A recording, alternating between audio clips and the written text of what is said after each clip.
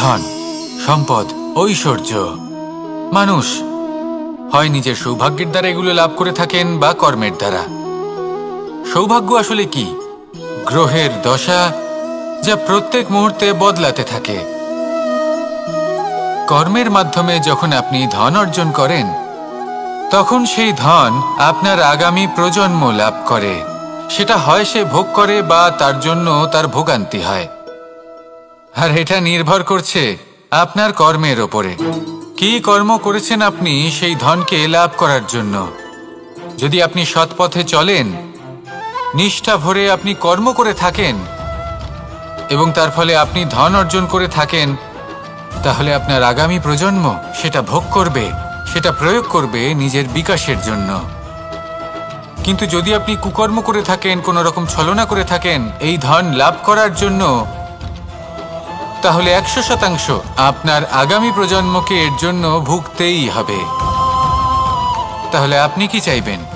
যে আপনার আগামী প্রজন্ম সুখ ভোগ করবে, নাকি আপনার কুকর্মের পরিণাম ভোগ করবে? নির্বাচন আপনারই। আসুন আমার সাথে ভালোবেসে বলুন, রাধা রাধা। লোভ আপনার অন্তরের আরো একটা শত্রু। দেখতে গেলে এটা একটা শব্দ, একটা সংস্কৃত শব্দ। লব ধাতু থেকে উৎপন্ন হয়েছে। এর অর্থ কিছু লাভ করা। কিছু লাভ করা অনুচিত নয়, আরো কিছু লাভ করাও অনুচিত নয়, কিন্তু সব থেকে বেশি আমি লাভ করব। আমি আরো চাই, আরো বেশি চাই, আরো বেশি পেতে চাই। এটাই হলো লোভ। আর এই লোভ যখন গ্রাস করে, তখন আপনি যা পেতে চান, সে ধনই হোক বা মানই হোক, তা অর্জন করার জন্য মানুষ যে কোনো স্তরে পৌঁছে যেতে পারে। যদি মানুষ ধন অর্জন করতে চান, তাহলে তার জন্য তারা অধর্মের পথেও চলতে পারেন। যদি সম্মান অর্জন করতে চান, তাহলে অন্য মানুষকে ছোটও করতে পারেন। শেষ পর্যন্ত আপনার এটা মনে হতে পারে যে যদি একটু অল্পই প্রাপ্ত করতাম, কিন্তু ভালোবেসে প্রাপ্ত করতাম, এই জীবন আরো অনেক বেশি সুখী হতো। লোভ আপনার জীবনে, আপনার মনে কখন যে প্রবেশ করবে সেটা আপনি জানতেও পারবেন না। তাই এটা চিনতে শিখুন আর তৎক্ষণাৎ জীবন থেকে বাইরে ফেলে দিন। যা কিছু লাভ করতে চান তা ভালোবেসে লাভ করুন, আর সেই ভালোবাসার সাথেই বলুন, রাধা রাধা। জীবনে ক্ষমা চাওয়া তাও কিছুটা সহজ, ক্ষমা করতে পারা অত্যন্ত কঠিন।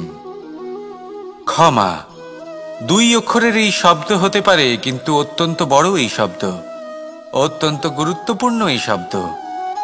কখনো কখনো অন্য কাউকে ক্ষমা করে দেওয়া তাও কিছুটা সহজ কাজ, কিন্তু নিজেকে ক্ষমা করতে পারা অত্যন্ত কঠিন হয়ে দাঁড়ায়। অতীতে যদি আমাদের এমন কোনো ভুল হয় যে কারণে আমরা নিজেকে ক্ষমা করতে পারি না, অনেক সময় এমন কিছু ভুল করে বসি যে বিষয় শুধু আমরাই জানি, কিন্তু আমরা নিজেকে ক্ষমাই করতে পারি না। আর আমাদের বিকাশ সেখানেই স্তব্ধ হয়ে যায়। কারণ যদি আপনি ক্ষমা করতে না শেখেন, নিজেকে ক্ষমা যদি না করতে পারেন, তাহলে তা আপনার জীবনের সব থেকে বড় বাধা হয়ে দাঁড়াবে। সেই জন্য জীবনে অবশ্যই শিখুন যে কিভাবে নিজেকে ক্ষমা করতে হয়, আর শিখুন যে আগের করা ভুল আবার কি করে না করা যেতে পারে। এই মন হালকা হবে আর প্রসন্ন হয়ে বলবে, রাধা রাধা। এই সংসারে যখনই কোনো সমস্যা আসে, তখন আমরা আমাদের সব থেকে বড় সম্বলের কাছে আশ্রয় খুঁজি, তা হলো আমাদের বিশ্বাস। এবার প্রশ্ন হলো এটাই যে এই বিশ্বাস কার উপর করা যেতে পারে? পরিবারের ওপর, বন্ধুর ওপর, নাকি তাদের ওপর বিশ্বাস করা উচিত যাদেরকে আমরা কখনো সঙ্গ দিয়েছি? দেখুন, এই সংসারে বিপদের সম্মুখীন হলে কে আপনাকে সাহায্য করবে সেটা নির্বাচন করা আপনার হাতে নেই। সেটা সেই সকল ব্যক্তির উপর নির্ভরশীল যে তারা আপনাকে সাহায্য করবে নাকি করবে না। অর্থাৎ যখনই কোনো বিপদ আসে, সর্বপ্রথম তার সম্মুখীন আমাদের নিজেকেই হতে হয়, আর তার জন্য প্রস্তুত থাকা প্রয়োজনীয়। সেই শক্তি, সেই সাহস অর্জন করা প্রয়োজনীয়। দেখুন, যখনই অন্ধকার আসে, তখন সবার আগে কে আপনাকে ত্যাগ করে চলে যায়? আপনার নিজেরই ছায়া। এই অন্ধকারের সম্মুখীন হতে হয় অন্তরের প্রদীপের দ্বারা, অন্তরের আত্মা দ্বারা। তবেই আপনি অন্ধকারের ওপর জয়লাভ করতে পারবেন। সেই জন্য যে বিপদই আসুক না কেন, নিজেকে তার জন্য প্রস্তুত রাখা উচিত। সেই সাহস নিয়ে আসুন। এমন কোনো বিপদ নেই যা আপনাকে ভেঙে দিতে পারে। আসুন আমার সাথে ভালোবেসে বলুন, রাধা রাধা। মানুষ সবসময় চায় যে তার জীবনে যেন কখনো কোনো সমস্যাই না আসে। সে চায় তার জীবন যেন শুধুমাত্র শান্তি এবং সুখের দ্বারা পূর্ণ থাকে। কিন্তু এই চাহিদা অনুচিত কিছু নয়। আমরা সবাই এটাই চাই যে জীবনে সুখ থাক, শান্তি থাক। কিন্তু এই কথা সবসময় মনে রাখবেন, যে সূর্য উদিত হন সংসারকে প্রকাশমান করেন, দুপুরবেলায় সংসারকে রৌদ্র প্রদান করেন, সন্ধেবেলায় তাকেও অস্ত যেতে হয়। এবার আমাদের জীবন চক্র কিছুটা এরকমই। কোনো কিছুই চিরকাল একরকম থাকে না। কখনো এই নদীকে দেখুন যা বয়ে চলেছে। এই নদী যা বয়ে চলেছে তার পথেও অনেক বিপদ আসে। বড় বড় পাথরের সম্মুখীন হয়ে তাকেও সামনে এগিয়ে যেতে হয়। একটি পুকুর যা চারদিক থেকে ঘেরা, তার জীবনে কিন্তু কোনো সমস্যা নেই। কিন্তু এই সংসারে পুকুরের পুজো করা হয় না, পুজো করা হয় নদীকে। মনে রাখবেন, সমস্যার ঊর্ধ্বে তিনি উঠতে পারেন যিনি সমাধি লাভ করেছেন, যিনি এই সংসারেই নেই। যিনি এই সংসারে আছেন এবং জীবিত আছেন, তার জীবনের সমস্যা হলো শ্বাসবায়ুর মতোই গুরুত্বপূর্ণ। আসুন আমার সাথে ভালোবেসে বলুন, রাধা রাধা। আজ আমি আপনাকে একটা ছোট্ট কাহিনী শোনাবো। একবার আমি, রাধা আর দাদা, আমরা তিনজনে মিলে লুকিয়ে একটা উপবনে গেলাম আম পেড়ে খেতে। অনেক পরিশ্রম করে আমরা ওখানে পৌঁছলাম আর আমরা আশ্চর্যচকিত হয়ে গেলাম এটা দেখে যে এবার তো আম পাকেইনি। এবার দাদা কি করলেন, একটা আম পাড়লেন আর সেটা চাখলেন, আর উনি নিরাশ হয়ে পড়লেন। উনি বললেন যে এটা তো খুবই টক। তারপর রাধা একটা আম পাড়লো আর সেটা চেখে দেখল, আর রাধা উৎসাহিত হয়ে পড়ল। আমি রাধাকে জিজ্ঞেস করলাম, কি হয়েছে, তুমি এত উৎসাহিত কেন? তখন রাধা বলল যে এবার এত বেশি টক আম হয়েছে যে এগুলো দিয়ে আমরা আচার বানাবো। তাহলে দাদা ওখান থেকে বেরিয়ে গেলেন নিরাশ হয়ে এবং খালি হাতে।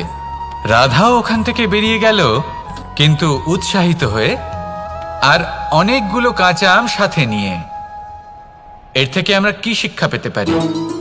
যে প্রত্যেকটা স্থানে এমন কিছু রয়েছে যেখান থেকে আমরা কিছু একটা শিক্ষা লাভ করতে পারি, যা আমাদেরকে বিকাশের পথে নিয়ে যেতে পারে। এই শিক্ষা প্রত্যেক স্থানে আছে। সবকিছু আমাদের দৃষ্টিভঙ্গির উপর নির্ভর করছে। যখনই আমাদের জীবনে, আমাদের সম্পর্কে কোনো সমস্যা, কোনো বিপদ আসে, তখন বেশিরভাগ মানুষ সেই বিষয় নিয়ে দুঃখী হয়ে পড়েন। আর কিছু মানুষ এমনও থাকেন যারা শেষ পর্যন্ত তার সমাধান করেন, বিপদকে পরাজিত করেন, সম্পর্কগুলিকে আবার জুড়ে দেন। যদি আপনি সুখের খোঁজ করেন তাহলে আপনি সুখ অবশ্যই পাবেন, প্রসন্নতা অবশ্যই পাবেন। যদি আপনি দুঃখ খোঁজেন তাহলে দুঃখ অবশ্যই পাবেন। এবার আপনি কি খুঁজতে চান, সেই চয়ন আপনারই। আসুন আর আমার সাথে ভালোবেসে বলুন, রাধা রাধা। কখনো কোনো প্রজাপতিকে উড়তে দেখেছেন? কি সুন্দর উড়ে বেড়ায় সে, এক ফুল থেকে অন্য ফুলে, এক পাতা থেকে অন্য পাতার ওপর। কিন্তু সে কিভাবে উড়তে শেখে কখনো ভেবেছেন? জন্ম থেকেই কিন্তু প্রজাপতির ডানা থাকে না। ও কিন্তু ছোট্ট একটা ডিমের আকারে জন্ম লাভ করে। তারপর সেই ডিমটি ভেঙে একটি কীট বাইরে আসে। আস্তে আস্তে সে বড় হয়, ওর শক্তি বৃদ্ধি পায়। তারপর সে সেই কীট দশা ত্যাগ করে নিজের ডানাগুলি মেলে। এই প্রক্রিয়া তার কাছে সরল নয়, অত্যন্ত যন্ত্রণাদায়ক প্রক্রিয়া, কিন্তু সে সেই যন্ত্রণা মেনে নেয়। আর তারপর আস্তে আস্তে সে উড়তে শেখে। শুধুমাত্র আকাশে উড়ে বেড়ায় তা নয়, আমাদের মনের মাঝে উড়ে বেড়ায়। এবার এই ডিম থেকে প্রজাপতি হয়ে ওঠার যে যাত্রা, এটা যতটা কঠিন, ততটাই কঠিন হয় এই সংসারে শ্রেষ্ঠ কর্ম করা, ততটাই কঠিন হয় এই সংসারে মহান হয়ে ওঠা।